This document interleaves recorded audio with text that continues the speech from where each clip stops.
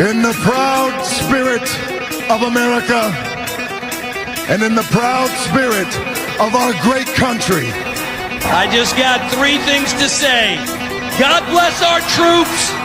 God bless America. And gentlemen, start your engine!